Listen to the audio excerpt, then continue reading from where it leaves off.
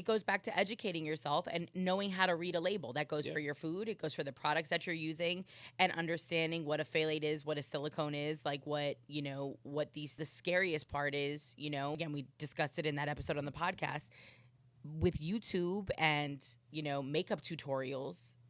You're seeing tons of young kids delving into this world earlier than they ever would have before. And it's not that parents are necessarily letting their kids wear makeup outside.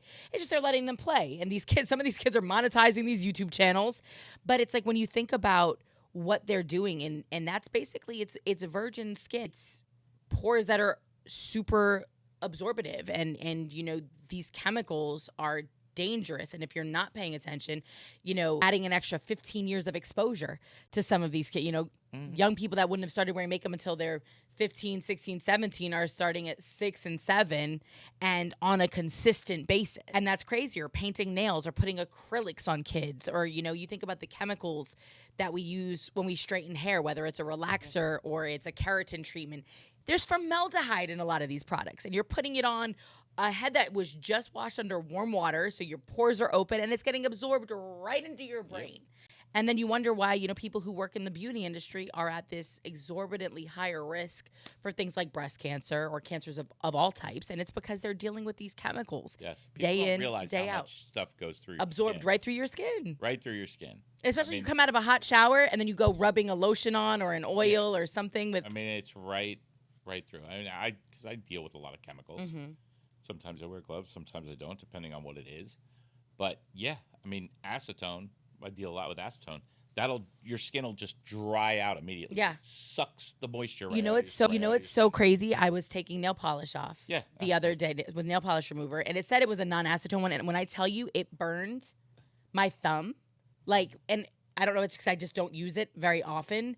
And there was just that weird, you know what I'm talking about? Like when it feels like I put a chemical on there and it didn't smell crazy. It smelled like regular old nail polish remover, but I don't know if I was but it was disgusting. And I was like, oh my God, now I just don't want to put nail polish on my fingers anymore. And nail polish in general has multiple, I want to say at least 8 different carcinogens in it. Yeah. And we have fun doing that on infants, for God's sakes. So I like this conversation because it's just about educating yourself. And yes, we can hold the government accountable. And I'm, glad that I've seen more people talking about it and hopefully spreading awareness. But at the end of the day, it's on you to take it seriously. It's on you to, read a book, do your research, and figure out whether or not, that bag of whatever that's got all those funky chemicals in it is worth whatever long-term effects it could be having. I'm not saying give them up forever. You can have a bag of hot Cheetos. You know what I'm saying? Yeah, anything in moderation, but you have to start. But yeah, when you keep it stocked in your house and your kids are growing up on this from, the time they're infants. Yeah, healthy snacks. How about giving them some peanuts or, something, at least something that was actually grown and picked. And that's not a privilege thing. Podcast that should spread across the entire population of this country. It just should.